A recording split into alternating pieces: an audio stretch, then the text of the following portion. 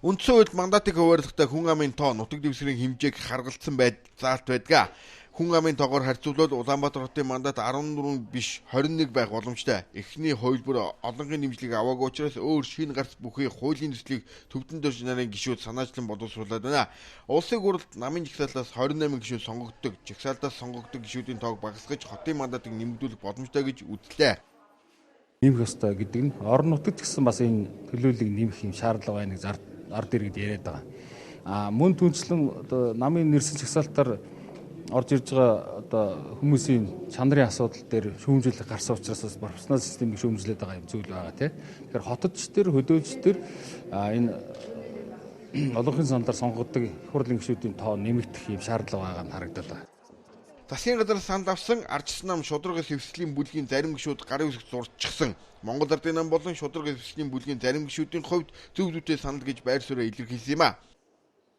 Жагсаалтын гишүүдийн талаар ярьдаг. Жагсаалтыг үнэхээр байх асгүй энэ пропорционалыг одоо тоог багасгах гэж. Тэгвэл энэ пропорционалын тоог багасгах юм уу ямар нэгэн одоо хувилбарыг энэ хуулийн төслийн хилцүүлгийн шатнаас оруулах боломжтой юм байна гэж миний зүгээс харж байгаа. Асуудал бол хоёр талтай.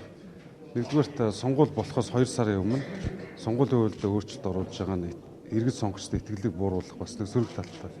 Гэхдээ алдаа дутагдал байгаа цагт бол энийг даруй засаж залруулах нь ч зөв. Сонгуул болохоос 2 хоног өмнө засаж залруулж явах хэрэгтэй. За миний байр суурь бол маш тодорхой. 2-3 сарын өмнө хөдөөгийн тойргоос мандатын тоог хасаад нийслэлд нэмэх асуудал төр байр суурь илэрхийлж ирсэн. Тэр нь юу гэхээр жагсаалтын 28-аас дуртай тоогоор хасаа. Ер нь болж өгöd бүгдийг хасаад нийслэлийн иргэдийн сонгогчдын тоотоо нь бас дүүцүүлж нийслэлийн нөхөн зүйтэй гэсэн байр суурийг илэрхийлж ирсэн. Энэ байр суурь хэвээрээ бав. Эх 7 хоногт энэ асуудал шийдэгдэх хүлээлт байна. Улаанбаатар хотын тойргийг 20% тэнцвүүлсэн 28 мандатыг 22 болгох асуудлыг хилцэн гэсэн үг. Сонгуулийн нэгдсэн хуульд сонгуул болохоос 180 хоногийн өмнөөс хууль гар өрөхгүй гэсэн заалттай байсан. Тус хуулийн өөрчлөлтөөр энэ заалтыг багтаагаагүй учраас хилцэх эрх зүйн орчин бүрдсэн гэж их сурвалжууд мэдээллээ.